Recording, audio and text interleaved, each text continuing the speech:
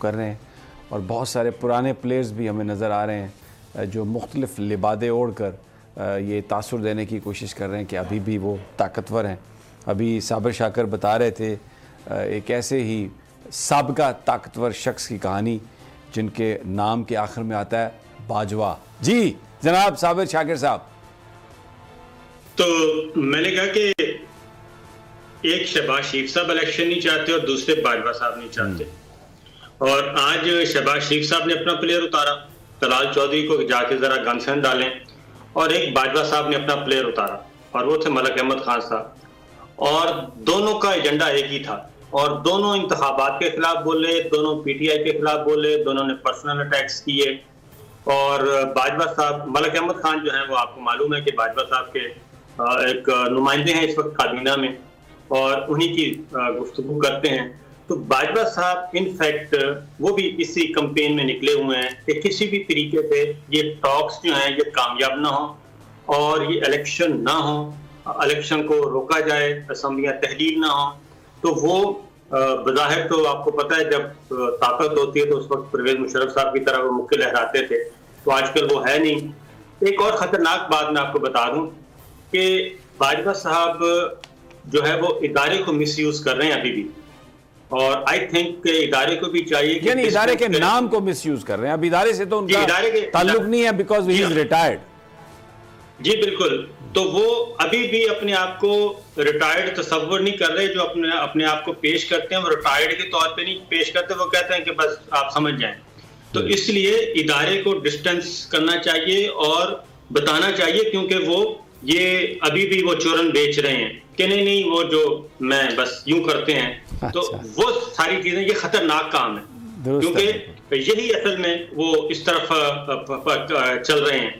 तो अच्छा ये हाँ बिल्कुल। अच्छा साबिर, ये एक इससे पहले बेशतर के दूसरे हम सब्जेक्ट की तरफ मूव करें, ये जो तोशा खाना ने 9 जनवरी को इमरान खान साहब को बुलाया है और यानी सेशन जज साहब ने बुलाया तोशा खाना रेफरेंस में इलेक्शन कमीशन ऑफ पाकिस्तान के, और आज उसको एक बड़ा स्कैंडल बनाने की कोशिश की गई, मुग़ल्लज़ात बकी गई, सारा सब कुछ हुआ।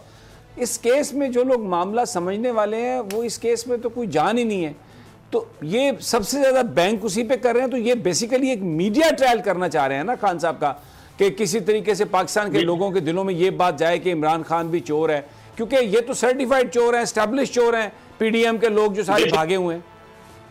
देखिए बात यह है कि ये सिलसिला शुरू हुआ था एक घड़ी से, फिर 1.5 करोड़, फिर 3 करोड़, अब जो है वो मेरा ख्याल है 6 अरब रुपए तक पहुंच गया, और हो सकता है आने वाले दिनों में प्रोग्राम हो रहा हो कि ये 6 अरब रुपए नहीं 6 अरब डॉलर है।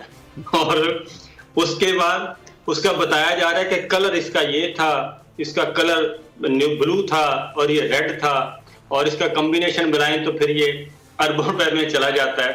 तो हकीकत क्या है, ये तो इमरान खान साहब है ना, पूरे 3.5 साल में हकीकत यह है कि किसी एक वजीर के खिलाफ भी अभी तक इनको कोई केस नहीं मिला, कोई एक केस भी नहीं मिला। अगर वरना तो आपको पता है सिर्फ एक रेकोडिक का मामला ले रहे हैं, इस रेकोडिक में क्या क्या हो सकता था। तो ये असल प्रॉब्लम ये है कि इनको कोई चीज मिली नहीं है।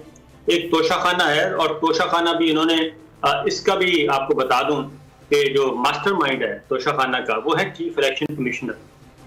उन्होंने ये जो जजमेंट उन्होंने लिखी ना, आपको मालूम है कि वो दस्तखत नहीं थे, और उसके बाद फिर एक जुमला भी दोबारा से ऐड करना पड़ा, और फिर वो वेबसाइट पे आ गई और ओरिजिनल कॉपी नहीं थी। तो ये जो जजमेंट भी है ये भी कहीं और से लिखवा के और उसमें चीजें इंडक्ट की गई थी। तो वो मास्टर जो माइंड है उनका है, और ये उनका ही वो है ब्रेन चाइल्ड है कि इसको हम इस तरीके से आगे लेके जाएंगे, क्रिमिनल केस प्रोसीड करेंगे, क्योंकि चीफ इलेक्शन कमिश्नर के पास या इलेक्शन कमीशन के पास कोई इख्तियार है नहीं। फैसल वाडा को उन्होंने किया था, वो सुप्रीम कोर्ट ने उड़ा के रख दिया।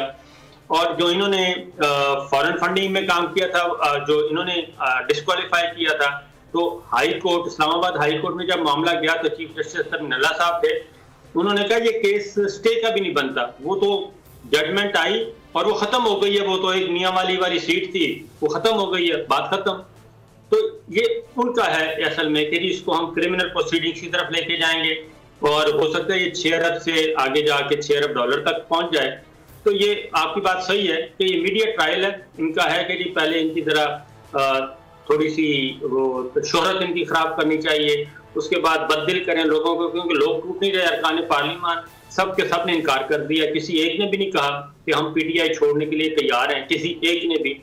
तो ये चीजें सारी हो रही हैं और मेरा ख्याल है कि उसके लिए भी एक लंबा उसकी टाइम चाहिए, क्योंकि डिस्ट्रिक्ट कोर्ट है, फिर हाई कोर्ट है, फिर सुप्रीम कोर्ट है। तो एक लंबा प्रोसेस है। अगर उसमें इनको चाहिए टेक्निकल नॉकआउट भी करना हो तो वो जो फाइनलिटी है उस डिसीजन को वो बिल्कुल टॉप लेवल पे जाके होएगी और उसमें बड़ा टाइम है। और कोर्ट ये जो केस है इसकी बेसिस कोई नहीं है। अलीना, व्हाट डू यू से? और एक और बात बता दूं, एक और बात बता दूं जी कि इस वक्त आला अदलिया अपने कंधे देने के लिए इस्तेमाल